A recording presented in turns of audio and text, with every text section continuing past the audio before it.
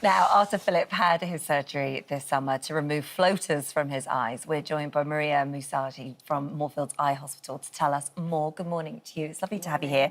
So I don't know who to ask, first of all, what exactly are floaters? Because you've talked about them quite a lot on this show, haven't you, about how they've impacted you? Yeah, and there are many people who have them and you just get used to them. In fact, I think the NHS advice is, you know, sort of try and forget about them and they maybe go away. There are some people who literally it is debilitating and you cannot see through them virtually. And I have really good vision normally. In fact, we've got a video here and this is my left eye.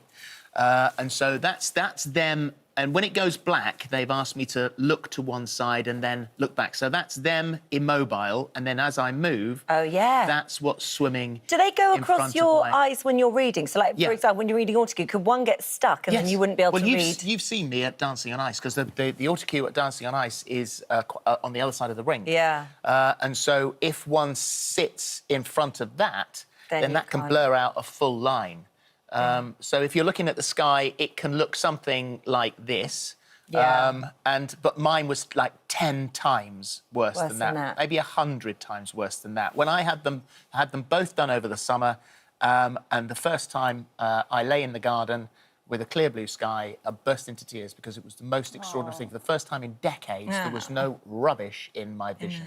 So, Paolo Stanger is the surgeon that did my surgery, and we're hoping to have him in because he's got vids of the operation, all that sort of stuff later on. But let's just talk about them now. If there is somebody watching this who has them, what are they? Yeah, so floaters are essentially black dots that are floating around in your vision. Some patients can describe them as strands of hair or even insects, spiders or cobwebs. And what they actually are is the jelly within the eyeball.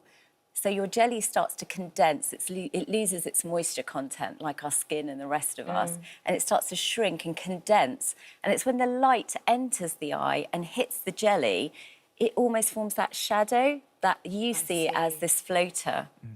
And so as you get older, the jelly starts to shrink and it can become more mobile. And that's why you start to see almost like a snowstorm of floaters floating in your vision. Yeah. And so what is the sort of normal course of treatment then with something like this? Well, just as Phil said, for the majority of people, and a lot of people do get floaters, you tend to ignore them, and actually your brain can block them out for most people. So if you're engaged in a conversation, you won't notice it. But sometimes if you look on a white background, you will inevitably see those floaters. Well, you know how much they drove me crazy. Yeah, I mean, yours was an extreme version of that. I mean, I think I can sort of see slightly, like, when I look at it, I go, yeah, I can see it occasionally, especially when I shut my eyes and open them again.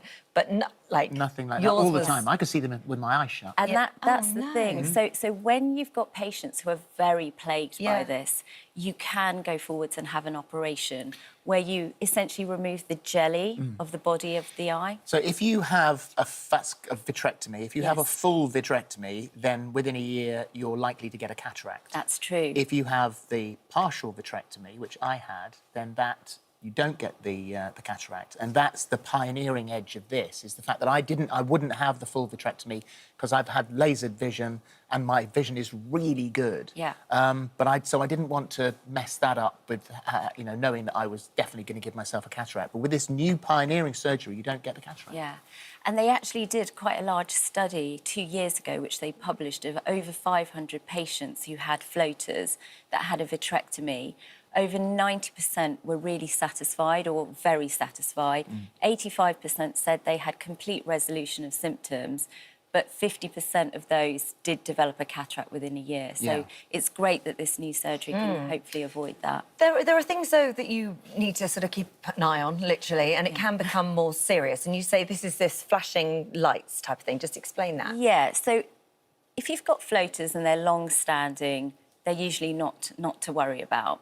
But if you get floaters that are like a snowstorm, fresh floaters, if you get flashing lights in the corner of your eyes that go on for over an hour at least, flashing constantly, if you get a curtain-like sensation coming over your vision or a sudden drop in vision, you must go to an eye casualty because there is a chance that you've got a retinal tear or a retinal detachment, and that's an emergency. Okay. And we need to see you. We need to either apply laser around that tear to seal it, or you might need to have an operation to remove the jelly and to actually replace the retinal. It was back actually on. that was initially got me into the conversation. The fact that you could get rid of them was the fact that the sac pulls away from your eye, your retina, it can tug on it and just Exactly. tug a hole.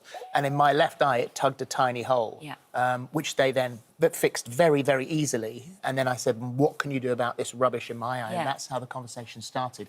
But that can be very serious. No, it is serious. And actually, it's part of the ageing process. Well, people who are short-sighted have longer eyes, naturally. So everything's on attention. So they're more predisposed to these tears and retinal detachments.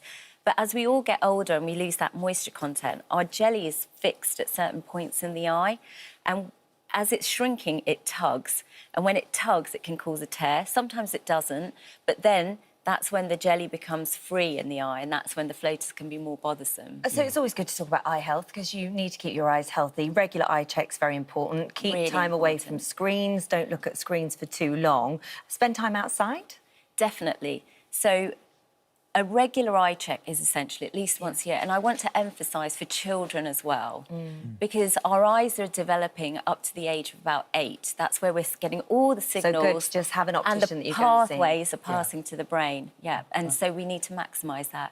Eating well, time outdoors prevents you. short-sightedness. So, yeah. Thank you very much. Thank you. Thank you very much. Thank Lovely you. to see you.